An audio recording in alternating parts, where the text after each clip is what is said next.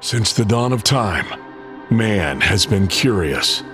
And for almost as long, the Vibes Broadcast Network has sought the truth. Investigate, discuss, explore. Okay, maybe in other episodes, but this one is just listen to the vibes. The views and opinions of our guests may not necessarily reflect those of the host or the Vibes Broadcast Network. Listener discretion is advised. Fly,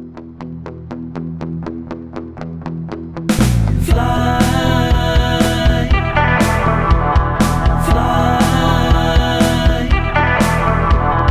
carry that heavy aim down the stairs. 1961. Couple of guys were singing and playing, looked like they were having fun. I asked them. Welcome everyone to another episode of Listen to the Vibes, and I'm very privileged to have Mr. Dannemann here.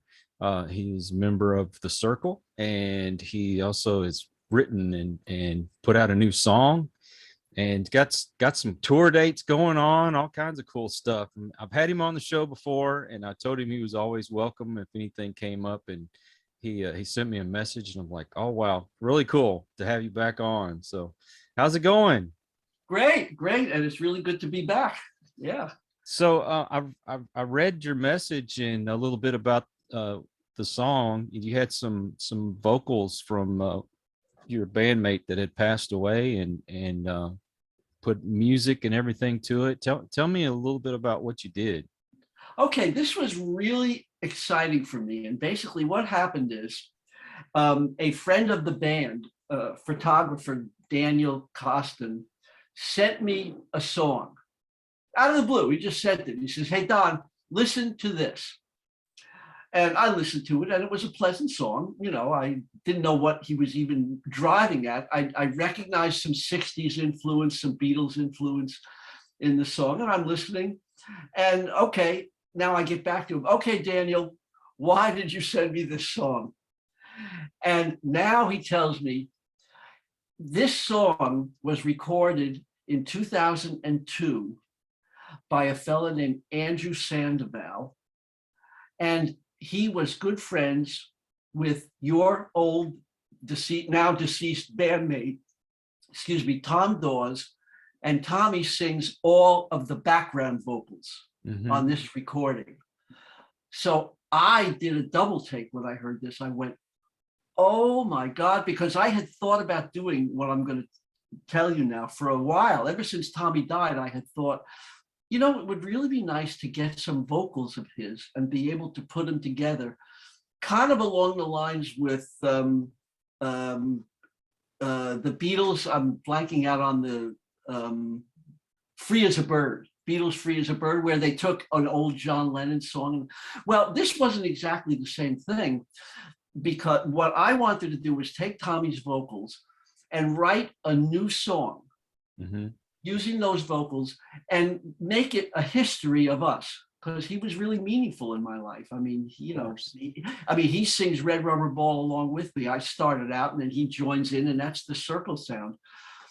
And so Andrew Sandoval was very kind, let us have the tracks, let me do whatever I wanted with them, actually. And so I was able to strip off Tommy's vocals and edit them and move them around and a little pitch changing here and there. And I didn't know where it was going to go. I knew roughly where I wanted to go. And I laid them out, and I basically said, okay, I think if I lay them out this way, I can get a song out of this.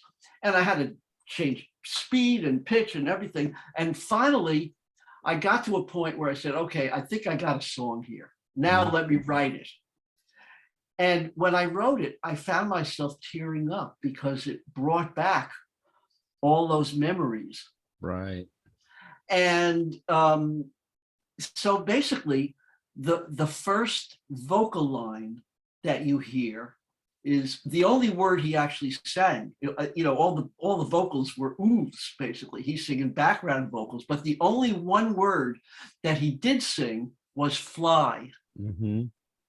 And so I thought, okay, I'm going to write a song. And the concept is we got together and we thought we could fly. The Cyrkle got together. We thought we could fly. We started out, actually, the song kind of details the history. We started out, the first time I met them, the guys, was at a freshman mixer where the band took a break, the band that was hired. And a couple of guys went in and started playing, Tommy being one of them. And I lugged my amp down I was upstairs, and I asked, hey, could I play with you? Yeah, come on, come play. And that was the beginning. It was one of those magic moments. Yeah, it all worked. We knew the same songs, we started playing. Buddy Holly, Everly Brothers. I knew the lead to Walk, Don't Run, if people are old enough and they know the songs. And that was the beginning of the rondelles at Lafayette College that became the Cyrkle. And so I took the song and we just kind of went through the history, and that relationship was so meaningful. So what I was able to do is I did a bunch of takes of myself singing after I recorded. And then I was able to pull a combination of videos and photographs and mix them in on the video, some of which are the old pictures of he and I together, some of he alone, a couple of pictures of the whole band. And we mixed them up and we got a whole song and a video. And the song ends basically where in 2007, the year 2007, we actually had decided, we were both retired, and we thought, let's do a band again. Then the evening that he was supposed to come out and visit my wife and I in Pennsylvania, he was going to drive out from New York, he and his wife, and we were talking about starting this band again. He calls me up and he tells me, hey, Don, last thing came up. I got to have carotid artery surgery. Oh, no. And he made it not a big deal. So, okay, well, it's a short operation, but obviously it can't come out this weekend. My doctor didn't want me to wait. Anyway, and he died on the operating table at night. So that was, oh my God. So I was on the phone back and forth with original rondelle / Cyrkle keyboard player Earl Pickens, who is actually a surgeon in Florida, retired now, but and he was trying to figure out what happened, but it didn't make any difference. He died. And Earl and I cried on the phone all night. It was just really, really sad. So writing this song was a real emotional trip for me to kind of go back and experience that. And when you look at the video, you could see he and I really liked each other.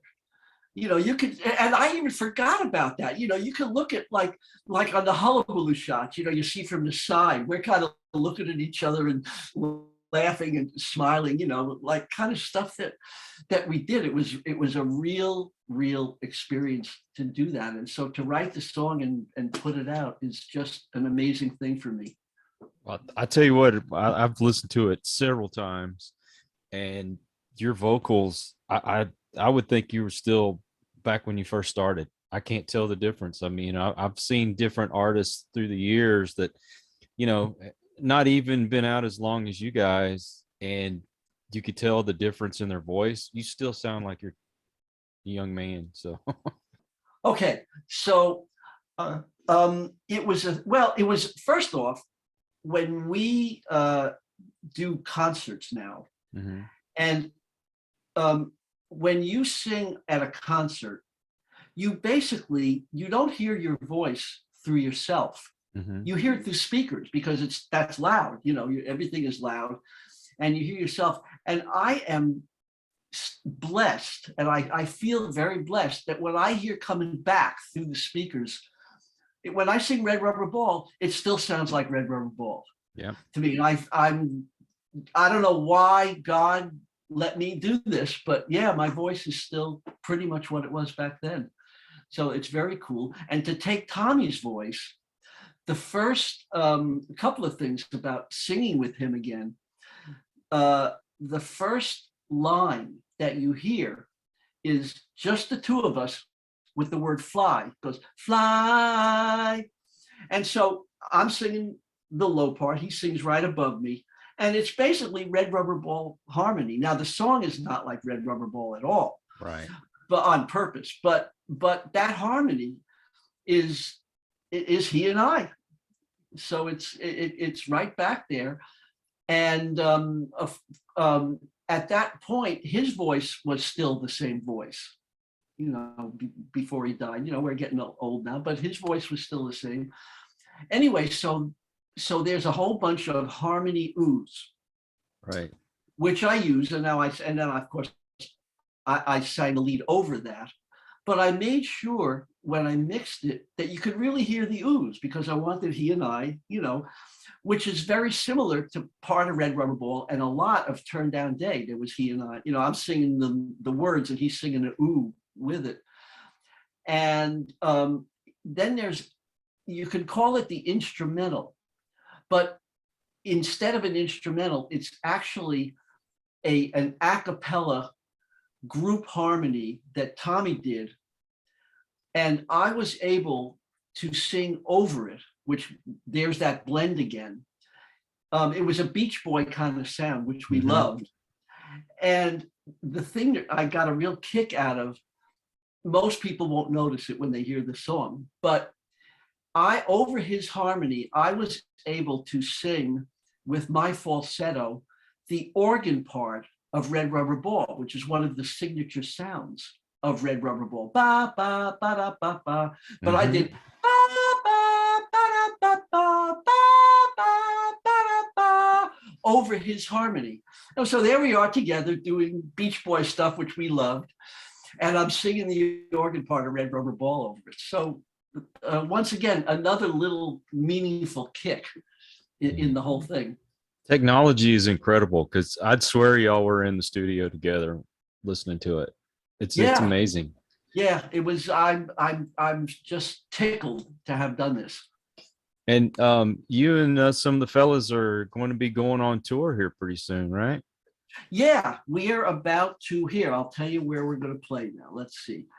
On March 31st, we will be in Benton Harbor, Michigan.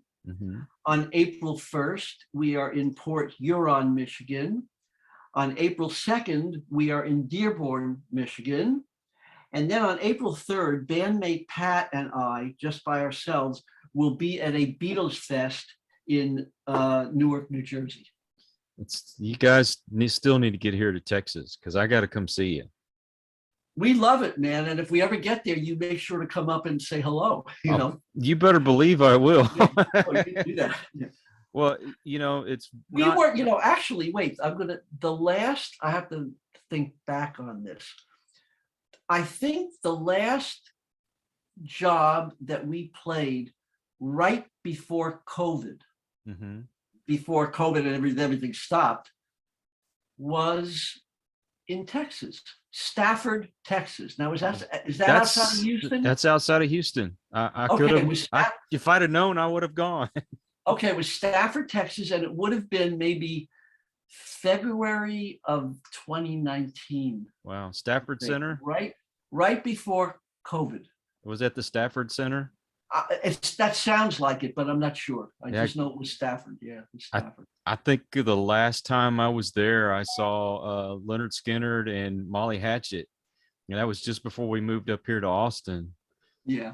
But gosh, I was going to say before, it's not every day that you actually get to talk to and meet your heroes, like person to person. And it's been so exciting for me that, you know, I could message you guys and you would message me back, and you know, we're able to talk like we are. And you know, some people say you shouldn't meet your heroes, but I'm glad that I got to meet you guys. Oh, well, thank you. You know, and I am tickled pink to be a part of an entity, the Cyrkle, and to be the original member, you know, an original member, and have people still interested, you know, this far down the road. You know, I will turn 79 in May. Wow. And that I can still do this at this age and still have people that are interested in it, you know, and people come, and, you know, I get all sorts of like Red Rubber Ball stories that blew me away. I can share with you my sense of Red Rubber Ball when we first recorded it was cute song. And pretty much, and I was really tickled that it was a hit, but, you know, cute song, you know, okay, pleasant, cute song. That's what I thought of it. And so I can share with you a couple of, I would say, epiphanies that I had about Red Rubber Ball through the years. And what I said about Red Rubber Ball, cute song, that's how I thought about it up until somewhere in the mid 80s. A record company that deals in oldies in the mid 80s, Sundays is the name of it. I don't know if you know it or not. Anyway, they got the license to put out all the old Cyrkle catalog. Got the license from Columbia, now Sony. And they wanted a comment on it. And they sent me a haha cassette at the time. And I didn't even listen to it. They wanted a comment on it, you know, and I didn't listen to it for a while. And finally, I was by myself on an airplane, and I had my Walkman, haha. And I thought, you know, all right, let me listen to it. I popped the cassette in the Walkman. I put headphones on. I crouched down, and I listened. And the first thing that comes on is Red Rubber Ball. And I was actually blown away by a new perception of Red Rubber Ball, the song and the recording. First thing you hear when that comes on, you hear the organ, ba, ba, ba, da, ba, ba, and the lead guitar, ba, da, da, da, da, da, da, da, da, da, da, da, and they blend together so wonderfully. And if you're from the era and you know the song, it takes you less than a second to know that it's Red Rubber Ball. It's its own sound. It's very unique. And then I hear myself come in, and I'm thinking, wow, you know, that sounds like the Cyrkle. And then I hear Tommy come in and join me, and I go, wow, that sounds like the Cyrkle. And I realized that we really had our own unique sound, because that doesn't sound like any other band ever. When you hear that, he and I, and, you know, that arrangement and that sound, and I went, oh my God, that really, I guess it really did deserve to be a hit record. It was very unique. It had its own thing. And then, all right, so leave that. All right, now go to a current time period. Now with the revival, the Cyrkle revival that I am a part of and honored to be so. And we get, it especially happens at meet and greets after shows, you know, you meet, and which is very rewarding to do. And I get people that come up to me all the time with Red Rubber Ball stories. And just an example, well, of course, typical, somebody will come up and say, oh, can you sign this 45? This is the first 45 I ever had. We played it to death, you know. Wow, cool, okay. All right. Another one, a gentleman came up to me after a show, and he looks at me very seriously. Thank you. Okay, you're welcome. Why are you thanking me? And he says, I just want you to know that Red Rubber Ball got me through my divorce. It was so uplifting. It just made you feel good. I think it's going to be all right. Yeah, the worst is over now. The morning sun is shining like a red rubber ball. Oh, and I go, wow, okay. But the one, now this happened more than once, but the first time it happened was like, oh my God. A gentleman comes up to me. He's an older guy. Well, we're all older guys, I guess, at this point. He comes up to me. He said, he's a veteran. He's clearly a veteran. Mhm. He says, I want to let you know that I was in Nam, and I can't tell you how many battles Red Rubber Ball got us through with a little battery operated tape recorder that we had. Wow. That had Red Rubber Ball on it. And we teared up and hugged. I mean, it was so meaningful. And so what I realized is, and I'm just amazed that I didn't realize it until recent years. Red Rubber Ball, it turns out, either was or became one of the premier feel-good anthems of the 60s. And I was a lead singer. I was a major part of it. And I am honored and blown away to have been a part of the lives of thousands and thousands of people, most of whom I'll never meet, but some I do. And it's great to meet them and hear that, and amazing, just amazing. I got kind of giddy one time. I had somebody that really liked my show, and Yeah. basically I'm a fan. I want you to send me an autograph picture and everything. And I just couldn't imagine being in your shoes and having that many people, like your music has meant something to me, and for whatever reason, it's incredible.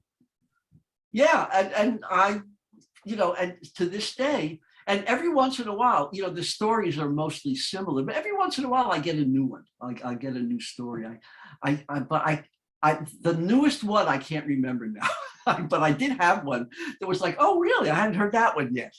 People all have their individual circumstances. Yeah, it was very, very meaningful and very meaningful to be still playing and able to do it. Well, It's a thrill. I mean, for me, and I told y'all last time we talked that it's always been on my playlist. If I'm going to go for a long drive or something, I've always wanted to have that song. Yeah. And it doesn't matter how bad I'm feeling, I listen to that and I feel upbeat and happy. And that moment, it's a moment in time. Sometimes, I mean, not over exaggerating. You sing a song that just lifts you up. It's a great feeling. And I thank you because I love music, and I always say I was born at the wrong time.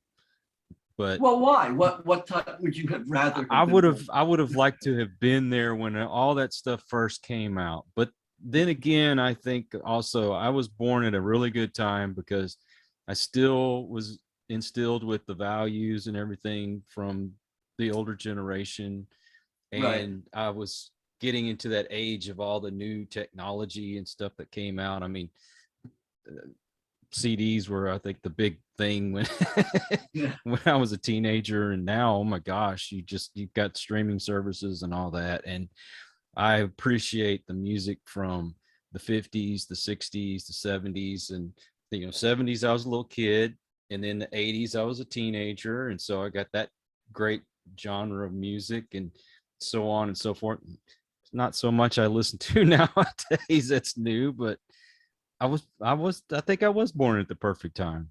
Yeah, well, we all have our time, and we have our music that we grew up with.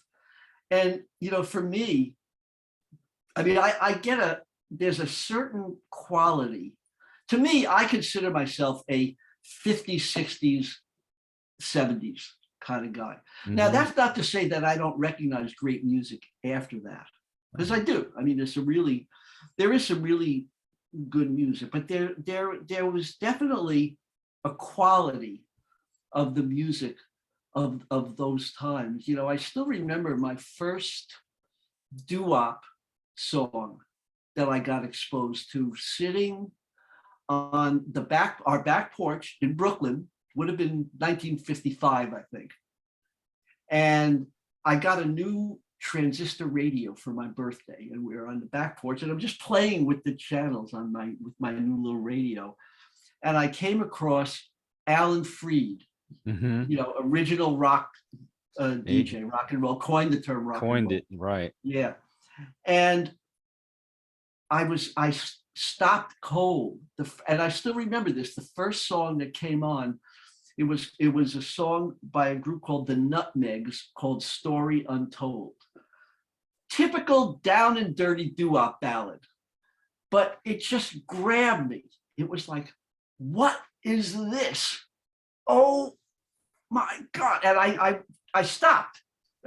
I tuned it a little, listened to it. I listened to it, I think, all evening. I actually skipped my favorite TV shows that night, listening to Alan Freed rock and roll show. And it just got me started. It made me want to do it.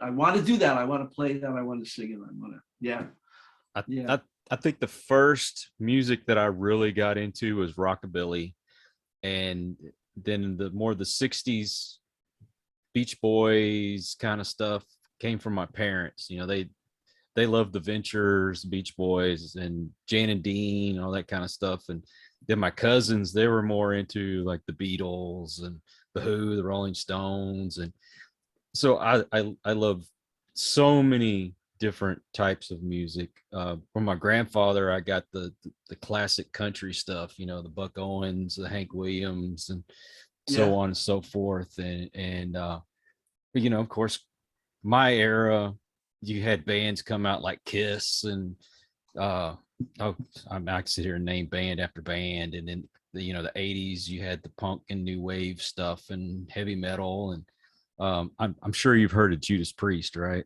Yeah. We got to go see them last weekend. It's Rob Halford, the lead singer. We looked it up. He's 70 years old. I swear to God, that guy still sounds like he's 20. He doesn't move like it, but he sounds like it. I also, if I can, I guess it'll sound like I'm tooting my horn, but I actually can still move. When we're on stage, I can actually like hold my guitar and rock back and forth. And every once in a while, I can hold my guitar up like as if I'm dancing with someone. And my wife and I actually took ballroom dancing for a while. So I have some steps, and I'll do some real dance steps. And I'm able, when the songs end, I can actually jump. I can whoop, jump and come down and pop.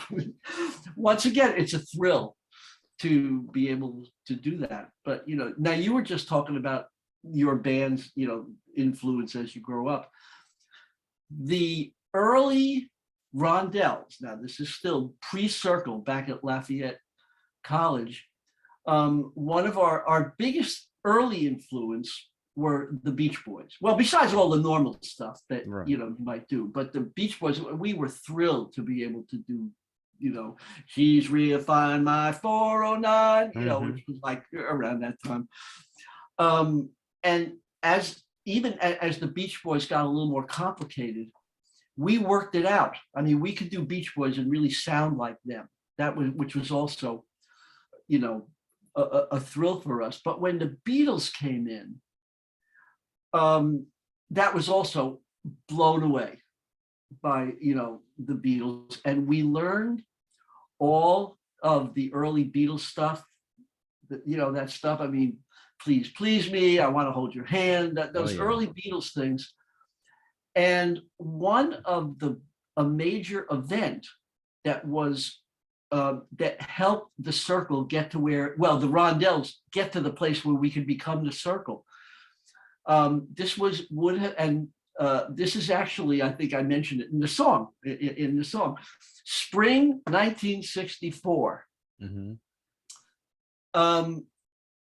The rondelles at Spring Interfraternity Weekend, which is a big ball kind of, it's in the gym of the school and the whole school is there. They hire a big band and they hire a rock band. And we were the rock band. And we announced to everybody, hey, we're going to do a Beatles show. for this. And it was one of those moments when we did our Beatles show. We bought long-haired wigs. We didn't have long hair, but we had long-haired wigs. We did a Beatles show, and it was such a success. I mean, the whole place went wild when we did all these Beatles songs. And it was probably as good a moment for an entertainer, as I say this very often, even playing with the Beatles themselves, which we of course did. You know, we were on the Beatles tour in 1966, playing with the Beatles, having a hit record, the whole thing. This moment in time actually equaled that. It was such an amazing event. And because of that event, and, you know, people who wanted to try this and that, I don't need to go into every detail, but that event got us to Atlantic City, got us to play at the Alibi Bar, got us to meet Nat Weiss, Brian Epstein's American partner, who walked into the Alibi at the end of the summer of 1965 and heard us and said, "Hey, wow, I think you guys are really good." He, you know, in talking to him, he knew I was going to be back in New York, suburb New York, living with my parents. He said, "Well, when you're back, give me a call. Maybe we can get something going." And it was through him I actually got to meet Brian. I was the first one because I was there. Mm-hmm. And of course, met Brian, got the Columbia record contract, heard Red Rubber Ball, got named by John Lennon. I mean, played with the Beatles. That Beatles concert at Lafayette in the spring of 1964 was the thing that was the beginning of the chain that made all that happen. So, I mean, I just feel very blessed and lucky to have had it happen. Yeah, that's got to be an incredible life. I could only imagine what that's like. And I hope you guys make it to Texas, because I really want to come out and see y'all. And, well, just make sure keep following, it's the Cyrkle Facebook page and the website, thecyrkle.com, where that stuff is usually listed. I don't pay any attention to it because I'm just not into doing that. But so it's usually done by bandmate Pat McLaughlin's wife, Sandy, does the Facebook page. Yeah, great gal. I actually refer to her as my second favorite lady. After my wife, Yeah, you better say Sandy, that, or you'll be sleeping outside. Sandy's my second favorite. But she's awesome. She does a lot of that stuff. So yeah, that's where I sent the video to her, to put on Facebook in introducing this song. And so the song is out there, it's available, and it was really just a thrill to do it. Well, I told you, I got on Spotify, and they always give you suggestions for new music, and your song popped up on my feed. And I'm like, wow, the guy's got a new song out. That's pretty cool. And then a couple of days later, you messaged me, and I was like, okay, this is fate. Meant to be. It was meant to be. It was meant to be. Yeah. Well, I thought, what's a good way to let people know that this is out there? And I thought, let me, message a few people, and maybe we'll do some, interviews. Yeah. Well, I really appreciate you responding, and happy to be here and doing this. Oh, it's a thrill for me, just to say the least. I can't tell you what that means to me. And in fact, we were listening to the Cyrkle's greatest hits. We were driving around, and I looked at my wife, and I'm like, "You realize I had those guys on my show?" I was like, yeah. And then when you messaged me, I told my wife that. I was like, okay, Dawn just messaged me. I said, I'm pretty stoked about this. What's really funny about that kind of thing is I never quite thought this, but I'm sitting around with my grandchildren the other day. I mean, I think we were at a restaurant. So my wife and I, my wife Deb, 3 grandchildren, daughter, son-in-law. We're just all sitting around, and one of the grandchildren looked at me. She says, "Grandpa, you're a celebrity." And I went, well, wait a minute. No, I'm not. And I thought about it. And I said, you know what? I'll tell you what. I think you could reasonably call me a minor celebrity. I'm not BTS or Justin Bieber, whatever these people are. But yeah, I have a bit of notoriety. And yeah, you could call me a minor celebrity. I will accept that title. Well, I mean, for folks like me, I mean, you are a celebrity.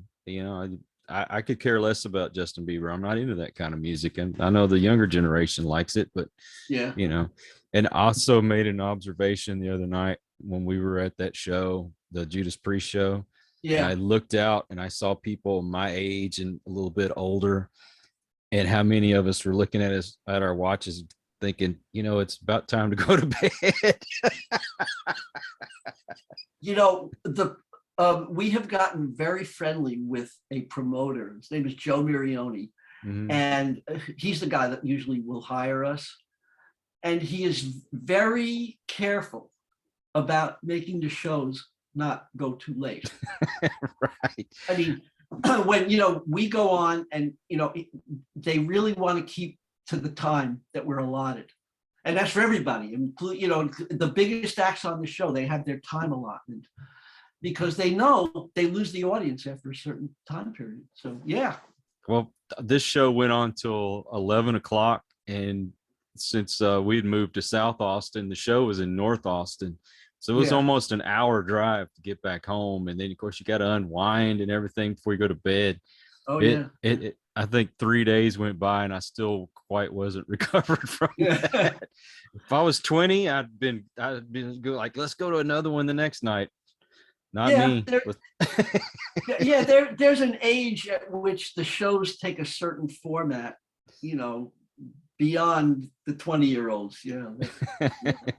And we are in that range. But anyway, Don, thank you so much for coming on. And I'm going to put the links to your Facebook and to the website so people can just click on it and go straight to it. And that's great. Yeah. Well, thank you for responding. Oh, of course. And it was lovely to see you again. And so, same here. We will stay in touch. And you absolutely will come up and we'll press some flesh if we get to Texas again. That would be awesome. Tell the guys I said hi. I will do that. And I'm looking forward to hear how things go on the road. So okay. All right. Thank you, Kyle. Yep. To everyone out there, if you're new to the channel, thank you for stopping by. Please subscribe and come back. For those of you who are regular, I appreciate the support. It's because of you we do what we do. And so until the next time, everyone, please take care. Be kind to one another. God bless and peace. We could fly. Yeah, we thought we could fly.